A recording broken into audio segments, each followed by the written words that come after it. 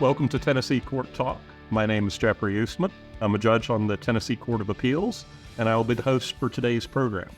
Today we're going to try to pull back the curtain to demystify what it is that appellate judges do. The discussion today will be primarily aimed at non-lawyers, but I expect there will be takeaways from today's discussion that will prove helpful for new attorneys and even for experienced lawyers. To provide insight today, we have four absolutely amazing judges with us. Let me introduce them to you. Our first panelist is Judge Jill Ayers. Judge Jill Ayers is a graduate of Belmont University and the University of Tennessee College of Law. Prior to joining the bench, Judge Ayers was an attorney with the law firm of Batson and Nolan. She previously served as a circuit judge for Tennessee's 19th Judicial District, which includes Montgomery and Robertson counties. Judge Ayers is a judge on the Tennessee Court of Criminal Appeals, and her chambers are in Nashville. Our next panelist is Judge Frank Clement. Judge Frank Clement is a graduate of the University of Memphis and the Nashville School of Law. Prior to joining the bench, Judge Clement was an attorney in private practice for over 15 years. He previously served as a circuit and probate judge for Davidson County. Judge Clement is a judge on the Tennessee Court of Appeals, and his chambers are in Nashville. Our next panelist is Judge Tom Greenholtz. Judge Tom Greenholtz is a graduate of the University of Tennessee at Chattanooga and the University of Tennessee College of Law. Prior to joining the bench, Judge Greenholtz was a law clerk to the Honorable William M. Barker of the Tennessee Supreme Court and an attorney with the Summers and Wyatt law firm, the law firm of Schumacher, Witt, Gaither, and Whitaker, and the law firm of Chambliss, Bonner, and Stokely. He previously served as a criminal court judge for Hamilton County. Judge Greenholtz is a judge on the Tennessee Court of Criminal Appeals, and his chambers are in Chattanooga. Our final panelist is Judge Steve Stafford. Judge Steve Stafford is a graduate of the University of Tennessee at Martin and the Cumberland School of Law. Prior to joining the bench, Judge Stafford was a partner with the law firm of Wilkerson and Stafford. He previously served as Dyersburg City Judge and as Chancellor for the 29th Judicial District, which includes Dyer and Lake counties in western Tennessee. Judge Stafford is a judge on the Tennessee Court of Appeals, and his chambers are in Dyersburg. With those introductions, let's get into our discussion today. As I mentioned, we have four absolutely amazing judges with us today, and every single one of these panelists, as you may have noticed, was formerly a trial court judge. Judge Ayers, I'd like to start with you with this question. How is your role different as an appellate court judge than it was when you were a trial court judge? Well, I'll start with some of the basics, since I think we're trying to talk to non-lawyers. You know, most people's idea of the courtroom, either they've been in court for their own personal matters, or usually they've just seen it on TV. And what we do is nothing like that. You know, in the trial court, you're going to see juries and witnesses and lots of action. And at our level, it's certainly different from that. We are a reviewing court. So we're using sports technology. I would say it's like we're going to the booth to do a review, to see what happened at the trial court, to review that and see if, make sure the law was applied correctly and that the litigants involved got a fair trial. So just on that very basic level, it looks really different than what I think most people think about when they think about courtrooms. Judge Clement, how do you find it to be different in terms of your experience, your role as an appellate court judge versus what your experience role was as a trial court judge? Well, it's very similar to what Judge Ayers said, but we have the benefit of seeing the full record of what happened in the trial court, and then we have the benefit of each side presenting their briefs to state what mistakes they believe the trial court made or what the trial court did correctly, and then they have the responsibility to cite to the record to where we can find the relevant evidence and to cite to the record where we can find the relevant law. And so from that perspective, and as Judge Ayers said, it's like being in the booth on a review of a football game, but it's quite different. Judge Greenholtz, same question to you. What have you found to be the differences? How's the role different as an appellate court judge than a trial court judge? It's interesting in a lot of different ways. So as a trial court judge dealing mostly with criminal litigation, the role of the criminal court judge, overseeing jury trials or overseeing hearings or, other proceedings, those types of judges operate, generally speaking, within a wide range of discretion. And so just to take kind of one example, the discretion of the criminal court judge is probably at its maximum in sentencing. And so there's a whole lot of information and factors that go into how a trial court judge will sentence, what the ultimate sentence will be, how it will be served.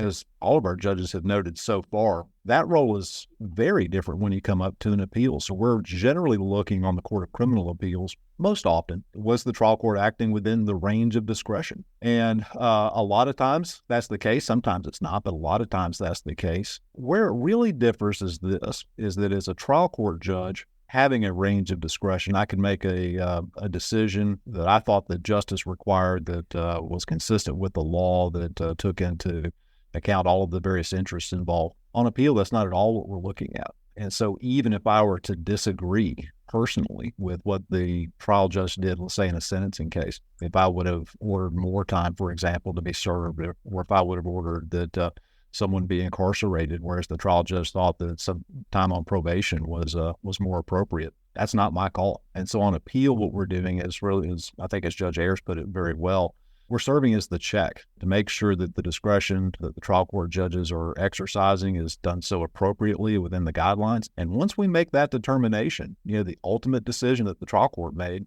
is up to the trial court. It's not up to me on appeal to substitute my judgment for that of the trial court. And frankly, as a new appellate judge coming directly off of the trial bench, that can be hard sometimes. The great thing about the Court of Criminal Appeals is that we have a lot of colleagues who are very good to remind me in particular to say, come on, Greenholtz, stay in your lane. And I think that's important that we all do. Judge Stafford, same question to you. How is your role different as an appellate court judge than it was as a trial court judge? Let me reframe your question just a little bit. And I think for purposes of who we are addressing today, I think it's the expectation level of the people who appear in front of us.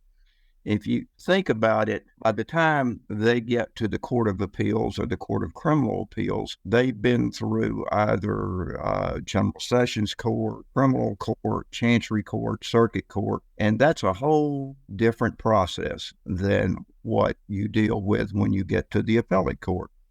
When you get to those levels, you've got a whole lot going on. You perhaps have a jury, you're going to have a trial, you're going to present evidence, you're going to call witnesses. A whole lot of things are going on. When you get to the appellate courts, though, all that's over with. You've got the cold, hard record. You've got a transcript. You've got a statement of evidence. You've got briefs. And that's all that we're reviewing. And oftentimes when we get self-represented litigants in the Court of Appeals, they have difficulty understanding that. They want to call witnesses. They want to reopen the trial. They want to present other evidence. And of course, we can't do that. So I think it's the expectation level that is so important there. And I think it's the role of the judges too. I was a city court judge who had General Sessions criminal jurisdiction when I started. I was a chancellor and also did circuit court work. When I did all that, I had lots of discretion, as Judge Greenholtz pointed out. I could do a whole lot of stuff, and I was more a manager than I was anything else. But once you get to the appellate court, all you are is a reviewer, and you're stuck with whatever happened in the circuit court or the chancery court or the criminal court. We have to deal with what's presented to us, and that's sometimes very difficult for the litigants to understand. Judge Stafford, you were talking a little bit about what's before the court on appeal. Some of the cases on appeal are going to be cases in which it's just the briefs that are filed in the record that's filed before the court, and there's no oral arguments that occur.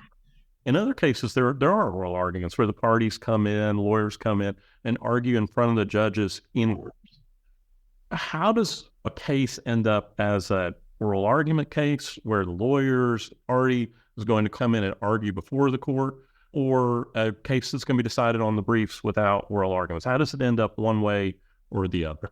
Primarily, and I speak for the Court of Appeals here because I think the Court of Criminal Appeals may have some other nuances that need to be addressed, but it's the decision of the parties as to whether a case is heard at oral argument or the case is submitted on brief. So they decide that on the front end. If they would like to have oral argument, they have to request that on their brief. And either side can request oral argument, and obviously oral argument would be granted at that point in time. By that same token, the parties can decide that they just as well submit the case on brief to the court. And I want to point out, some people believe that there's a huge distinction between the way the case is analyzed, whether it's on brief or at oral argument. It's not. The case is given the same regard, the same scrutiny, the same review, whether the case is heard at oral argument or on brief. There may be strategic reasons why someone wants the case to be submitted on brief or as opposed to oral argument. So it's just up to the parties.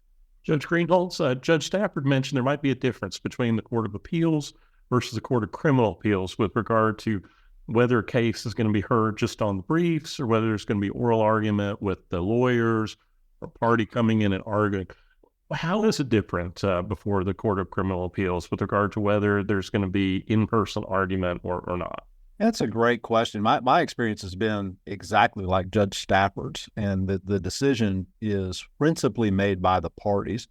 I think that with the Court of Criminal Appeals and also with the Court of Appeals, there could be a time I think maybe the court itself would take a look at an issue and say, or at a brief and say, I think we need to have this argued. There are questions we have here that I just think we need to have argument on this so that the court has an opportunity to flesh out the issues a little more. I've not run into that situation yet, though. I have had the opposite situation where even on the day of argument, we've had a lawyer come into court and on the day of argument say, I think that the briefs themselves present the issues fairly. If the court has no questions, I'll go ahead and waive the rest of argument today. That's an unusual situation. But it's governed principally by the parties. Judge Stafford is absolutely correct that there is not a difference between how the cases are treated in terms of the analysis that's given to them, whether the case is argued or if it's on brief. We'll spend in our chambers, and I suspect that every other judge does the same. If a case is getting ready to be argued, we're going to spend a lot more time with the record. We're going to spend a lot of time getting ready for the argument itself so as to be familiar with the issues, to be familiar with the facts so that the argument can be productive. And obviously that same process doesn't happen at the very beginning in a case that's submitted on brief, but it will happen. And so all of the parties believe there is necessarily an advantage to argument over briefing. It may only come down to whether the party believes that there are issues that can be better explored or more persuasively presented in an argument than it can from the cold face of the brief. But Judge Ayers, I know, will have more to add to that. But from my perspective, at least, I think we're operating on the Court of Criminal Appeals, most like Judge Stafford described the Court of Appeals. One of the centerpieces of the conversation so far is you've mentioned multiple times briefing. Judge Clement, in thinking about briefing, what makes for a good brief? What is it that a lawyer or if a pro se party is, if somebody's representing themselves, what makes for a good brief? First of all, if the brief is clear and concise, I find that very helpful, as distinguished from a brief that rambles on and goes on and on with a lot of elaboration. Occasionally, it is important for an issue or a fact to be explained in more detail, but most of the time, if you can get to the point, that's helpful. I believe identifying the issue succinctly is very important because I think that drives the brief and drives the court's analysis. So stating what the issue is that you, the appellate, wish to raise is very important. And then that will guide the appellate in drafting the brief, in citing to the record that evidence that's relevant to that issue and the law that is relevant to that issue, and then providing an analysis that explains why you should prevail on that issue. And then the court can take it from there. Judge Ayers, what makes a good brief for you? When you're looking at what are you looking for? What's the difference between a good brief and a bad brief? How does what's there in a good brief and what's missing in a bad one?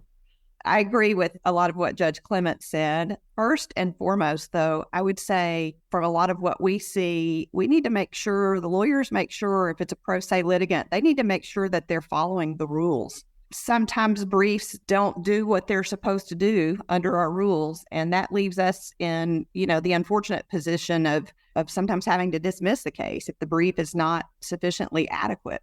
So, I would encourage those who are preparing briefs to make sure they know everything that needs to be correctly in it and how to argue it. But then I would definitely agree with Judge Clement. Once you get past that threshold, I just want it to be clear and to the point, be really clear about what the issue is. What do you think that the trial court got wrong? So we know exactly what we're looking at. Give us the relevant facts. We've all been trial judges. We know at trial so much comes out that ends up not being relevant to the 2 or 3 issues on appeal. We don't need to know all of that or get lost in some of that. Let's just be really clear about the relevant facts. That's something we try to do in our opinions. I'm sure you're going to talk about that later as well. And one thing I appreciate is just acknowledging and owning your weaknesses. If there are facts that are against you and law that's against you, you need to go ahead and address that in your brief, because we know that. And it's not like if you don't put it in there, we're not going to figure it out. So those would be some of the highlights that I would like to see in good briefs. Judge Stafford, same question to you. What makes for a good brief?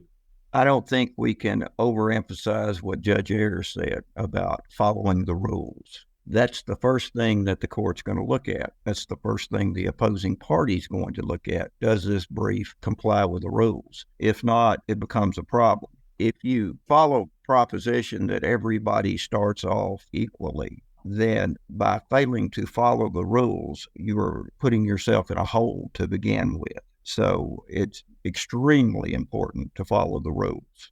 And by that, you've got to read the rules, and you've got to take advantage of the opportunities. You've got to know how the courts work. So I would suggest if anyone believes that they're going to represent themselves, that they acquaint themselves with the rules in the beginning. Once you get past that, I agree totally with what Judge Clement, Judge Ayers said, and that is people have this belief that the more I say, the better it is. That's not necessarily correct.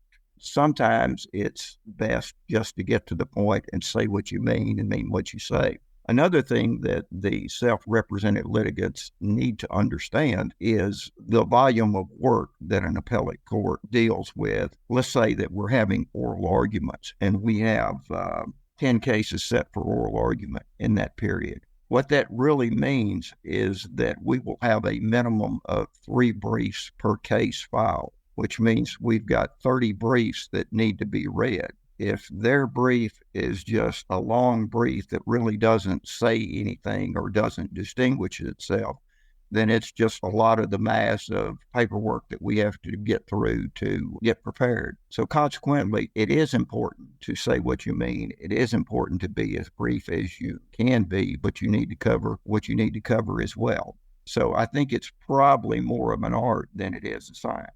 Judge Greenholtz, that art, what makes for a good painting of a brief? I think that's, it's really hard to add, I think, to what my colleagues are saying. Maybe one thing I would emphasize here, it's incredibly important in the briefing to actually respond to the arguments that are being made on the other side. One example that I see frequently is Judge Stafford says that if he's got 10 cases on for oral argument, he's going to have 30 briefs. It is amazing to me how many times an appellant, typically a defendant appellant in the Court of Criminal Appeals, simply won't file a reply brief. So, for example, in a given case, maybe the state says that the defendant waived an issue in the trial court because the defendant didn't object to the evidence, didn't take other procedural measures that the defendant should have taken to preserve the issue for appeal so that we can rule on it. When the state raises a waiver argument, it's amazing to me how many times the defendant simply doesn't file a reply brief, if only just to address the issue. It happens quite frequently, and I think the better briefs that I've seen are short in their statement of facts. They're limited to the relevant facts, but they're well done in terms of the law that's being presented. Because on the intermediate courts, and we're all serving on the intermediate court, we're an error-correcting court essentially. And one of the things that we need to know is, what is the law and how is the law being applied? And was that correct? Was it not correct? So the better briefs, I think, are going to be the ones that are going to actually respond to the arguments that are being raised by the other side and will actually cite authority in support of that proposition. Judge Ayers she hit it right on the nail, hit the head on the nail when she said, a lot of times we'll get briefs that aren't citing law, which is amazing to me that that's not the case.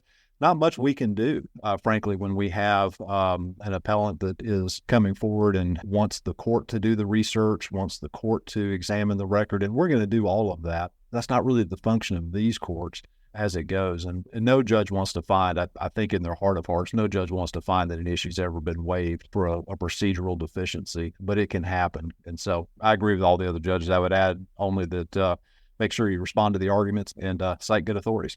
Judge Ayers, Judge Greenholtz has spoken earlier about the preparation that you do on the Court of Criminal Appeals and getting ready for argument, reading the briefs, looking at the record in terms of getting ready for those oral argument cases. When you've done that preparation, do you have an initial sense of how you think the case comes out when you're walking into oral argument? And has your mind ever been changed by oral argument? Yeah, I would say absolutely yes to that. And that's one area of what I'm doing now as an appellate judge that I find similar to when I was a trial judge. Hopefully all judges go into the courtroom prepared, and whether you're a trial judge or an appellate judge, we're going to have reviewed briefs, motions, all of that, and be prepared and have, frankly, lots of questions. I mean, when I've got good briefs, I have questions, immediately that start popping into my head that I know that I want to ask the parties when hopefully we get to oral argument. But yes, I think when you've done that preparation in your mind, you have an idea of what you think the outcome will be, but that's not always where we land. A good oral argument can certainly bring my attention to something I hadn't thought about, or even make me think differently about how some specific law should apply to the specific facts. I would say definitely we can have our minds changed, even though we go in with a certain mindset. And that's why I love the oral arguments. Judge Greenholtz may know we, at the Court of Criminal Appeals, we get more on brief cases than we do oral argument. And I wish we had more oral argument. And I would certainly encourage young lawyers to request oral argument, because I think it's great practice for them. And we like it. We like to be prepared. We like to ask the questions. I love to sit with Judge Greenholtz. He has great questions. Sometimes I'm thinking, why didn't I think of that? But it's a really useful exercise for us to go in, and an important part of the appellate procedure, in my mind, to go into oral argument. So that was a long way of answering your question, to say that my mind has definitely been changed, or I've been enlightened as to a different way to look at an issue from oral argument. Judge Ayers mentioned questions at oral argument. I'm curious, Judge Stafford, parties come in, they may have a plan in terms of what they're intending to say. Maybe the lawyer has a plan in terms of what he or she is going to say, or a pro se party who's representing themselves before the court may have a plan for what they're trying to say.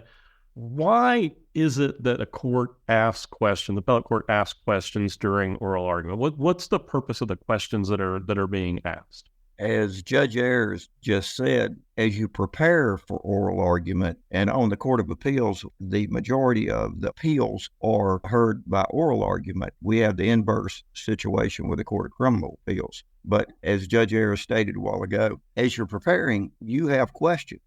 You think about things differently than perhaps the parties have thought about them, and you want to know what the answers to those questions are. Sometimes the parties pick up on that and respond in a way that they can get back into their argument. Sometimes it doesn't work like that. It's just we think that these questions are relevant and have been raised and need to be answered. What that means sometimes is absolutely nothing. We just want to know what the answer to the question is, because we want to be able to see the big picture about the case. And lots of times parties read more into that than they should. I've had many, many lawyers say to me that they could tell which judge was being assigned the opinion because that judge asked the most questions. That ain't got anything to do with it. Or that we were really fascinated by that case because we had a lot of questions. Again, that may or may not be correct. So it's just as we prepare, the questions arise. We want to know what the answers to the questions are. Judge Clement, has your mind ever been changed by oral argument? And what do you see as the purpose and use of questions during oral argument? Absolutely. My mind has been changed as a result of oral argument. To be fair, a judge does develop an initial impression of how he or she believes the case may be decided after having read the briefs. It's natural you hear each side's argument, you hear it by reading it, and thus you gain an initial perspective. But I don't lock in that viewpoint. I keep an open mind and look at the oral argument as a second opportunity to hear and understand what the parties want to say. Oral argument I view as the parties' second opportunity to present their view, but the court's first opportunity to ask questions. And I ask questions not to prove a point, but to gain a better understanding of a party's perspective. For example, if a party says the case of Jones versus Smith does not apply to this case, then I'll say, well, the facts seem to be very similar. Why do you say it doesn't apply? And therefore, I give them an opportunity to persuade me or to convince me that they're wrong on the point, but I give them that opportunity to be heard. So I welcome oral argument, and I welcome the opportunity to ask questions, but the questions that I ask seldom indicate how I'm inclined to rule on the case. I will add that we give just as much attention to cases that are assigned on briefs, meaning where there is no oral argument. Each case is very important to someone, and it's our job to give each case the attention that that case deserves. Judge Greenholtz, has your mind ever been changed by oral argument, and what do you see as the purpose of questions in oral argument? No, I think my experience is just like that of my colleagues here. I can remember this was a case that was argued maybe 6 or 7 months ago. So when we're getting ready for argument, each one of us has 2 or 3 staff attorneys that also work with us, judicial law clerks. And what we tend to do is after reading the briefs, we'll have a short bench memoranda that's prepared for each case at argument that summarizes kind of the highlights about what the issues are and what the legal authorities are. And then we'll come together and we'll actually whiteboard the case. And the whole purpose of doing that is to figure out what questions we might have. Actually, is this area of the argument, is it unclear? Are the cases and the statutes that are being relied upon, are they the right ones? Are there other authorities that we need to ask about? What about responses to arguments, things like that? So we've tried to go into argument having essentially game planned from our perspective what our questions are. Sometimes, though, you get into argument and it's a completely different case. And so this was a case that about 5 or 6 months ago where the essential issue in the case was about the effect of a closing argument, the state's closing argument on the jury's verdict. And I remember going into the argument, we had gone through kind of exhaustively that whole process for this case. I remember going into the argument thinking, okay, I think I understand where everything is here. And, like other judges, you have kind of a tentative view on it. It's not closed by any means, and you're certainly open to being persuaded otherwise. I got into the argument, and the defense lawyer in the case was an outstanding advocate, frankly. We have the great opportunity to see some truly outstanding advocates here on the Court of Criminal Appeals. He was just a good advocate. And then all of a sudden, as he's arguing through the case, I begin to see something that wasn't just present in the paper briefs that were submitted, but I actually could see how the argument was coming to life. And it was a very effective presentation, and it caused me to do a 180-degree turnaround on the case. Whereas coming into the case, had some questions about it, had a tentative view. Coming out of the case, was pretty well convinced that he had the better of the argument on the case. So I think that as advocates are preparing for argument, and I've heard lawyers say this, that you can lose a case in oral argument, but you can't win it in oral argument. I completely disagree with that. I think you can win a case in oral argument. And so you've got to be prepared to do it. Also have to have, a court that's also engaged with it. And all the judges here, certainly on this podcast, are engaged in their cases. But it takes 2 to tango, as they say. But when that happens, it can be magical. It's a lot of fun to be in a great appellate argument, certainly. Judge Ayers, Judge Greenholtz was just talking about a particularly effective argument that he saw. I wonder in general, we talked earlier about what makes for good briefing. What makes for a good oral argument by an advocate? What is good, effective oral advocacy? The same things I like about a brief, I like about an oral argument. Again, just being clear and direct and just narrowing and clarifying the issues. What is it you want us to do? What do you think the trial court got wrong, and what facts and law support that? So again, I like clarity, but just from a engagement kind of aspect of it, just being confident too. And I think what you can probably tell from this podcast, I'm better on paper than I am arguing live. So I get that not everybody is gifted in oral advocacy. They're just not. We all have different talents and strengths. But for me, the way I got past that as much as I could is preparation. I mean, you've got to know the record, know and understand your argument, and be able to present it confidently.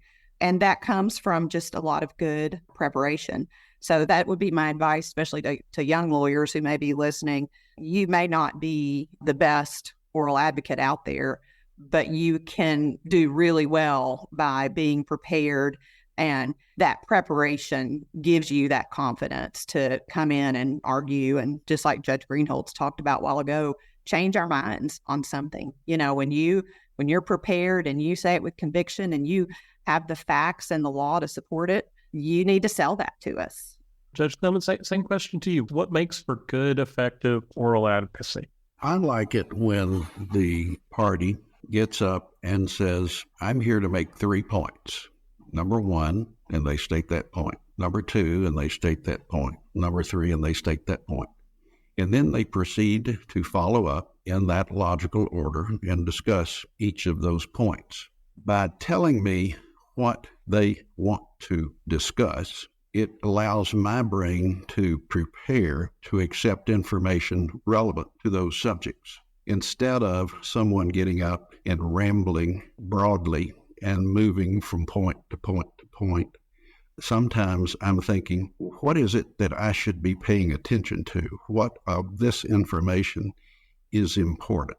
And so I like it when they start out saying, like an outline, I'm going to do 1, 2, and 3, and here we go. Judge Stafford, same question to you. What makes for a good, effective oral advocate? I think there are a couple of questions there.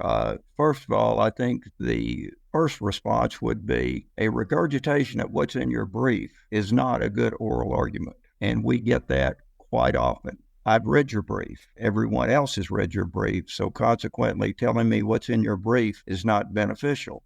You have to think about what the purpose of oral argument is. It's the opportunity for the parties to basically get their best licks in as far as their case goes. And you've got that period of time to do that. So they have to think about that. For me, the best oral argument is basically a discussion of why the court got it right or why the court got it wrong. It's not an opportunity for the advocate to prove how eloquent he or she may be or how many big words they know. It's for us to have a discussion about the case. It's also the opportunity for the advocate to inform the court of what is important in this case and what the court needs to know and what information the court has to have to make the decision that it's going to make. So consequently, oral argument is, I think, as Judge Greenholtz said earlier, most of the time you are not going to really win at oral argument, but you can lose at oral argument by what you say or don't say. So it's the time for the parties to get their best licks in, I guess, in summary. Judge Greenholtz, you had spoken earlier of a particularly effective advocate you had seen in a case. I wonder, sort of broadening that out in general, what makes for effective oral advocacy? I tell you, it's interesting. As a lawyer, I approached appellate argument really kind of like Judge Stafford is saying, from the perspective that my role as the advocate is to be before the court, to act as a guide, as a teacher through the case. This is what I believe my case is about. I have an opportunity actually to talk with you about the case and about the issue I think are important. And with that then come, maybe if I could borrow from Judge Clement just a bit with some bullet points, 2 very important things come from that. One is that I'm not here to discuss the entire case. So I may have in my brief raised 5, 6, 7 different issues. Maybe hopefully I haven't raised a whole lot of just frivolous issues, but I may have raised a lot of good issues in the brief. I'm not going to focus on all of those at oral argument. I'm going to pick the 1 or 2 issues at oral argument that I think I have the best chance of success getting relief on, and I'm going to focus my argument on those.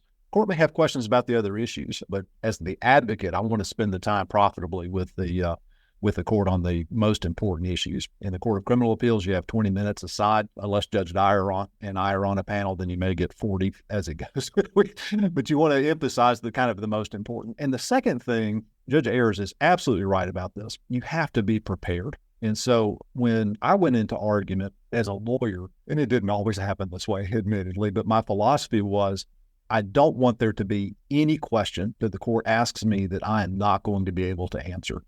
And that requires, to get to that point, now I'll say I didn't get to that point as often as I would have liked to, but to get to that point, it requires an enormous amount of preparation.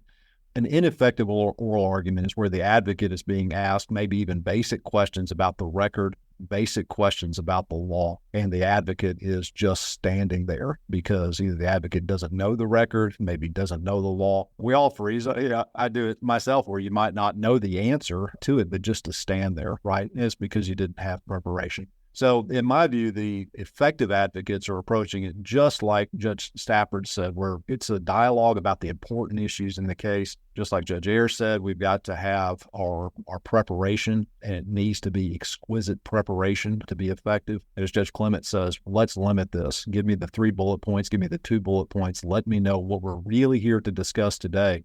And then let's knock it out of the park. And the greatest advocates I've seen do exactly that. And it's a wonder to behold when it happens. It's a lot of fun. If a party comes before a trial court, has a hearing before the trial court judge may rule from the bench. The trial court judge may rule that day. That almost never happens before appellate courts. Judge Clement, why don't appellate courts rule from the bench? Why does it take time for a party to receive a decision? So let's say pro se parties come in, they've argued. Why aren't they hearing their decision that day? And why does it take time for them to receive a decision in a case? That's a very good question. And let me start out by answering that by referring to Court of Appeals Rule 13, which allows the parties, if they all agree, to request an expedited civil appeal. And that rule says that if all parties agree, then the court will render its decision from the bench without preparing a formal opinion. And the only thing that goes down on paper is an order that says we affirm the trial court on all issues 1, 2, but reverse on 3 or what have you. But the order would not give an explanation as to the reasoning that underlies that decision. I've been on the Court of Appeals for 20 years, and nobody has ever agreed to waive that requirement. But I can envision that a time will come when that's appropriate. But the protocol is that if a case is assigned to the Court of Appeals, the Court of Appeals will render a written opinion that appropriately identifies the facts and procedural history, identifies the issues that the parties raise, and then provides an analysis that explains how and why the court came to its decision, and then the opinion will state what that decision is, and the opinion will be filed and circulated to all of the parties. It does take time. To be fair, some opinions can be written in a few days. Some opinions take weeks, if not longer, depending upon the complexity of the matter. But the point is that there's a pipeline that has cases in there that are already before your case, and we try to address the older cases first, with a few exceptions, such as termination of parental rights cases, which we are required by statute to expedite, and so we give those cases priority. But as I mentioned earlier, all cases are important to somebody, and it's our responsibility to respect the fact that it's important to that person. But it takes time to put on paper all of the reasoning that goes into it, and on the Court of Appeals and Court of Criminal Appeals, 3 judges consider the matter, so one of the judges writes the original draft of the opinion, and then circulates that among the other 2 judges. And the other 2 judges may request changes, some modest, some substantial, but that takes time. In terms of writing opinions, how is it determined who's going to write the opinion in the case? And parties may hear concurrences, dissents. Judge Ayers, how is it determined within the Court of Criminal Appeals who's going to write a particular opinion, and what exactly is a concurrence? What's a dissent? And when does a judge write a concurrence or dissent? Right, that's a lot of questions. I'll see if I can answer them all at the same time. So on the Court of Criminal Appeals, I'm so glad you asked this question because we have such a high-tech way of deciding who is going to write the opinion. We all prepare for oral argument, and we don't know who's going to have which case, usually as we're preparing for oral argument. And before we go out to take the bench, we tear up a piece of paper with some numbers 1, 2, and 3 on them, and we draw. So as I said, it's a very high-tech way that we operate at the Court of Criminal Appeals. But that's the way it's always been done, apparently, and that's what we do. So you find out, I think somebody mentioned earlier that sometimes the parties think that one judge has the case because of how they're asking questions or whatever. We don't really know that most of the time going into court. So that's definitely not the case. But just as Judge Clement said, then that whichever judge drew, and then we just literally go through the docket 1, 2, 3, 1, 2, 3, and assign the cases for who's going to write them. And then, once that opinion has been written, it is circulated. Then to kind of address your questions about concurrence and dissent, the way we handle it at the Court of Criminal Appeals, if I've been the author of the opinion, then I'll send it to the second judge on the panel, and I really decide which one I want that second judge to be. There's no particular magic to that. That judge will review it and give me feedback and sometimes say, yeah, I don't agree with this, but let's go ahead and send it to the third judge and see where we are. That's one of the things I really enjoy about being on the Court of Criminal Appeals or any appellate level is that you have time to get it right and to have those discussions and disagreements with your colleagues, because I think that all makes for a better decision, when all of that input has been sought. And not only do the attorneys at argument often make you think of things in a different light, your colleagues that you're sitting with on a panel make you think of things differently. And sometimes they persuade you and you agree, and sometimes you don't. So, a concurrence would just be if someone said, well, I totally agree with the outcome, but I don't agree with your reasoning and how you got to that point. So sometimes a judge will just concur in results only. Sometimes a judge may concur in results only and write a separate opinion explaining that, why they didn't necessarily agree with the reasoning or the application of a certain principle of law. And then obviously a dissent would be when you just don't agree at all and you want to put on the record, I don't agree with this and here's why. Sometimes that's on maybe a hot controversial topic that may be signaling to the Supreme Court there's not good unanimity among the Court of Appeals on this issue. Y'all should maybe take a look at it. Sometimes that's a reason that dissents get written. And I will say I just had a case recently where one of my colleagues dissented and she was correct and the Supreme Court took it up. So, to me, that's part of the process that, again, helps get it right. That's the most important thing that we do is we're not writing opinions because I want to be right. We're writing opinions to make sure that what we're doing is correct under the law. Judge Stafford, on the Court of Appeals, how is it determined who's going to write the opinion, and when does a judge there write a concurrence or dissent? I think different sections of the Court of Appeals do it different ways as far as assignments. When I'm the presiding judge in the Western section, I make the assignments. We'll review the records, review the workload of the people who are sitting, and then we'll assign those cases out according to who's got the most cases or who has the least cases. So consequently, we have a method to it. I'm not sure it's better than the random method, but I could not help but get a laugh as I heard Judge Ayers describe how things are done on the Court of Criminal Appeals. I remember sitting especially in the late 90s with the Court of Criminal Appeals with the late Justice Mickey Barker and the late Judge Joe Jones, and that's exactly how it was done then. So things haven't changed a whole lot about that. But that's essentially how I do it. But I know the other presiding judges do it a bit differently than that. In terms of our remaining time, I want to focus on the opinions themselves in terms of trying to get across what an opinion is? What are the parts of an opinion? What are you trying to accomplish with a written opinion? And an opinion comes out, it could just write something, Joe Smith wins, Jane Smith wins, but that's not how they end up being. Judge Clement, what are the different parts of an opinion? What are you trying to accomplish with a written opinion in a case? The most important thing in an opinion is to explain to the parties and the world how the court came to its conclusion.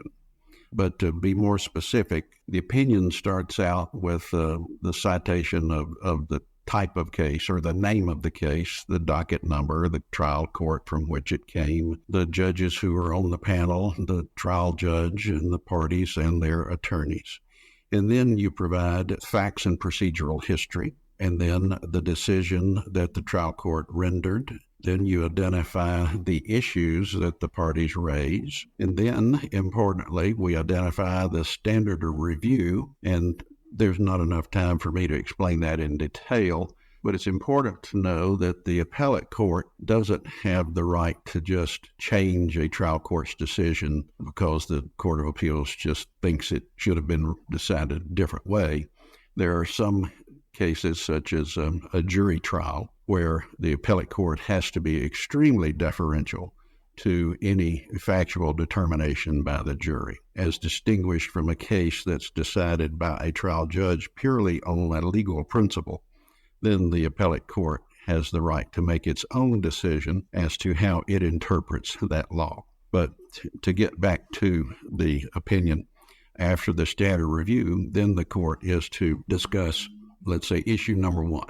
The appellant raises this issue, the appellant argues this, and the appellee argues conversely. And then we will provide an analysis that weaves like a tapestry the relevant facts and the law, and then we'll explain that we've reached a decision and how and why we come to that. Then we'll go to the second issue and the third issue and on and on. And then we'll say that's the decision of the court and enter judgment accordingly. And then our decision will be not only sent to the parties, but filed with the appellate court clerk and made available to the public. Judge Greenholtz, beyond saying which party prevails, what are you trying to accomplish with an opinion? That's a great question because, depending upon the level of the appellate court, there's going to be different reasons why you would have how you would structure opinions or why you're writing the opinions. And so, for example, our Supreme Court is a court of law development. So you heard Judge Ayers speak very well about when you have a disagreement in the law, maybe in the lower courts, the job of the Supreme, one of its jobs, is to clarify that law, is to develop the law as it goes. And so as it's writing an opinion, it may be writing an opinion for different purposes, maybe, than an intermediate court. So on our court, though, principally what we're focused on is correction of errors, making sure that the trial courts are applying the law correctly, that they're doing so within ranges of discretion, as we talked about earlier. And that will govern what the opinion looks like. So what we try to do sometimes is when we're drafting opinions, we start off with a question, even before the drafting, we start off with a question about who is our audience. And you might think that the audience is the same in every case, but it's not. Sometimes it's the parties.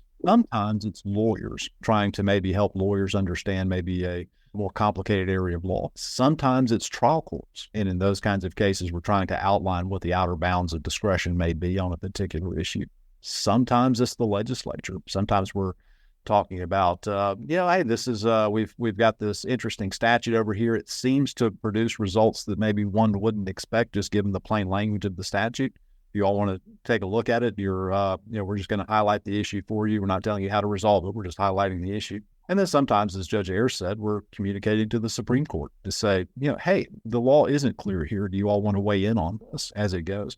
And depending upon who the predominant audience for the particular opinion is, it will shape how the opinion is written. And so if we're trying to outline, for example, what the outer bounds of a trial court's discretion are, for example, in some of the opinions we'll write, we'll actually put in a bullet-pointed list to say, hey, when this issue arises, think about these things as they go along. And, trial court did it exactly right here. But in future cases, just take a look and have these considerations in the back of your mind. That's completely separate from who wins or who loses. And we're not really communicating to the parties in that regard. What we're trying to do is to help the trial court in that particular case. They'll do that. So that's how we try to approach it as it goes. And I don't know if that's successful. I hope it is. I hope we're bringing value to the system as a whole and to the people that we serve on this important court. But that's what we're trying to do. Judge Stafford, what are you trying to accomplish with a written opinion beyond saying who wins the case? I think what Judge Greenholtz said is exactly correct about we have to think about who we're writing for and who we're trying to communicate with.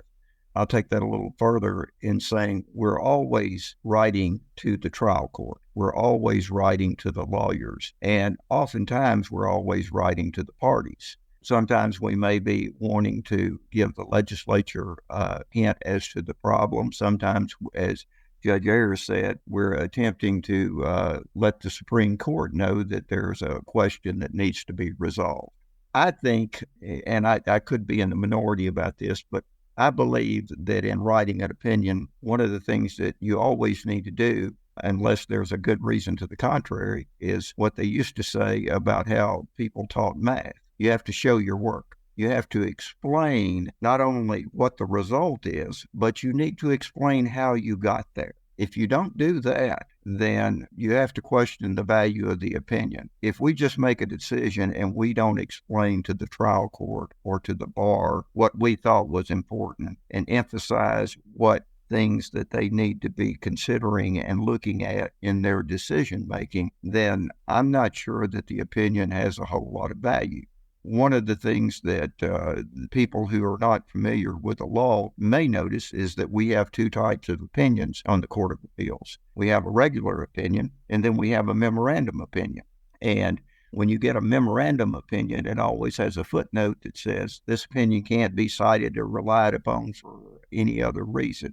So there is a distinction there, and that distinction is important if, in fact, you're trying to rely upon that case for precedent in the future. Judge Ayers, beyond saying who prevails, what are you trying to accomplish in an opinion? Well, there's not a whole lot to add after all of these esteemed colleagues have weighed in on this issue and done so very well. I think the only thing I would add is just like I expect with briefs and oral argument, I try to follow some of those same rules in writing an opinion. I think it needs to be clear. It needs to be succinct. We laugh at it's harder to write a short opinion than it is a long opinion. It takes longer to write a short opinion than it takes to write a longer opinion. And that can sometimes be frustrating. I'll have a lot of facts in there, and then I'll go through and realize a lot of that's really not relevant to the issues. And I think, again, because our audience is the parties, but it's lawyers, it's trial judges. I think the clearer we can be, the more narrowly we can draw the issue and the application of very specific facts to that issue, the more helpful we can be, the more guidance we can give for those who rely on our opinions. Our panelists have been incredibly generous in giving of their time today and sharing their insights. Thank you to Judge Ayers, to Judge Clement, to Judge Greenholtz, and to Judge Stafford. And thank you to listeners of Tennessee Court Talk. We certainly hope you enjoyed this program. Thank you very much. Thank you, judges. Thank you. Thank you all.